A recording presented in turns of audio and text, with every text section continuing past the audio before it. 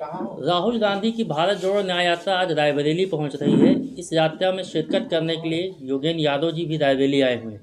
योगेंद्र जी इस समय हमारे साथ हैं।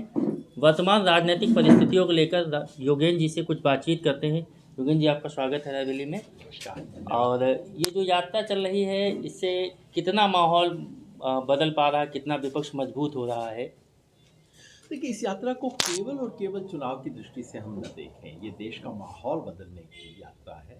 एक ऐसे चुनाव में, एक ऐसी राजनीतिक परिस्थिति में जहाँ पूरे देश में या तो एक व्यक्ति मोदी को हावी किया जा रहा है या ऐसे मुद्दों को बनाया जा रहा है जिनका देश के लोगों के दैनंदिन जीवन से कोई संबंध नहीं है, मंदिर और तमाम तरह के मुद्दे। तो मोदी के बरक्स क्या मुद्दा खड़ा हो पाएगा? मैं इसे यात्रा को इस तरह से देखता हूँ। कांग्रेस अपने तरीके से देखती होगी, मैं इस तरीके से देखता हूँ कि देश में जो सही सवाल है, और सिर्फ चुनाव के नहीं, चुनाव से इधर भी, चुनाव से पहले भी, उसके बाद जो बड़े सवाल हैं वो सवाल क्या उठ पाएंगे। और इसलिए भारत जोड़ो यात्रा को भारत जोड़ो न्याय यात्रा बनाना अपने आप में एक बहुत बड़ा संकेत है उस परिवर्तन का जो कि जिसकी देश में ज़रूरत है, वो परिवर्तन जो कि विपक्ष के सोच में हो रहा है और वो परिवर्तन जो खुद कांग्रेस पार्टी के भीतर हो रहा है।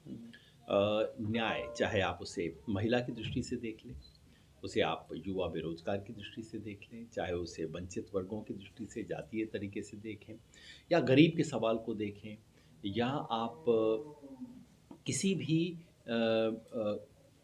गरीब व्यक्ति जो है, किसी भी दृष्टि से आप देखें, तो उसके न्याय के सवाल को उठाना, मैं समझता हूँ इस यात्रा का सबसे बड़ा एक उद्देश्य रहा है। और चुनाव में कितना प्रतिफलित होता है उसके बारे में बैठ के अभी से भविष्यवाणी करना सही नहीं होगा। लेकिन जैसा पिछली यात्रा ने इस देश में मोहब्बत शब्द को इस्तेमाल करना सिखा दिया था, और जहाँ लोग इस तरह की बातें करने से डरते थे, उस नफ़रत और झूठ के माहौल में मोहब्बत शब्द को जला दिया था। वैसे ही मेरी उम्मीद है कि इस मुद्दा विहीन चुनाव जो बनाने की कोशिश बीजेपी की है, उसमें मुद्दा अगर ये चुनाव यात्रा उठा देती है तो इसमें सफलता मानता हूँ। आप मोहब्बत की बात कर रहे हैं, लेकिन इंडिया गठबंधन के अंदर तो मोहब्बत नहीं दिख रही है। यात्रा बढ़ती जा रही है, मुसाफिर छूटते जा रहे हैं। इस पर क्या कहना चाहेंगे? बेहतर तो कांग्रेस के नेता बता पाएंगे जो इस बातचीत में शामिल हैं। देखिए, सीटों के गठबंधन की कोई भी चीज़ होती है उसमें हमेशा कुछ ना कुछ खींचतान रहती है, और ये सिर्फ यहाँ की नहीं है। आप बीजेपी की अपनी देखिए, पिछली बार आपको ध्यान है जब बीजेपी ने शिवसेना से गठजोड़ किया था 2019 में, कितनी गाली गलौज की बात किया था। मतलब खुल्लम खुल्ला इनके तो सड़क पे गाली गलौज होती थी, नेता एक दूसरे को व्यक्तिगत गाली गलौज करते थे। समझौता हो गया उसके बाद। तो सीटों के तालमेल में खींचतान स्वाभाविक है। जो हो रहा है वो उससे अधिक हो रहा है और दुर्भाग्यपूर्ण है। मैं समझता हूँ कि ये सीटों का मामला जितना जल्दी सुलझ जाए उतना बेहतर है। इसलिए नहीं कि इससे कोई परिणाम पे बहुत बड़ा फ़र्क पड़ेगा।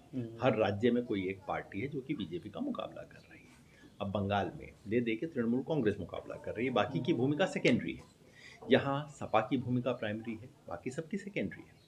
लेकिन जो जनता में मैसेज जाता है वो ठीक नहीं जाता। इसलिए मैं समझता हूँ कि ये अलायंस न भी बनेंगे तो एक पार्टी तो लड़ती है हर जगह, लेकिन न बनने से जनता में अच्छा मैसेज नहीं जाता, और इसलिए मैं समझता हूँ जितना जल्दी हो उतना ही श्रेयस्कर है। आपको क्या लगता है कि क्या बेस्ट फार्मूला होगा, क्योंकि यूपी सबसे बड़ा प्रदेश है जहाँ से लोकसभा सीटें ज़्यादा है, तो क्या बेस्ट फार्मूला होना चाहिए इंडिया गठबंधन के लिए? किन किन दलों को होना चाहिए जिससे कि बीजेपी को डिफीट कर पाएंगे?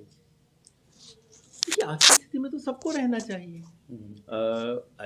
कायदे से तो मैं तो समझता हूँ बीएसपी तक को होना चाहिए, क्योंकि और मैं कुछ दिन पहले तक उम्मीद कर रहा था कि आरएलडी भी उसमें शामिल रहेगी।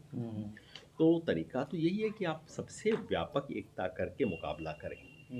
लेकिन जिस परिस्थिति में जो कुछ है, क्योंकि आप देख ही रहे हैं आरएलडी को किस तरह से तोड़ा गया और बीएसपी को किस तरह से दबा के आज रखा गया है, वो है। लेकिन प्रयास तो जितनी व्यापक एकता हो सके उसका प्रयास करना चाहिए। योगेंद्र जी, न्यूज़ 24 से बात करने के लिए बहुत बहुत धन्यवाद। धन्यवाद, तो शुक्रिया। ये थे योगेंद्र यादव जी, जिन्होंने कहा भारत जोड़ो न्याय यात्रा सिर्फ चुनाव तक सीमित नहीं है। ये यात्रा आम आदमी के मुद्दों और उनके सवालों का हल ढूंढने के लिए है। रायबरेली से अनुभव स्वरूप यादव, न्यूज़ 24।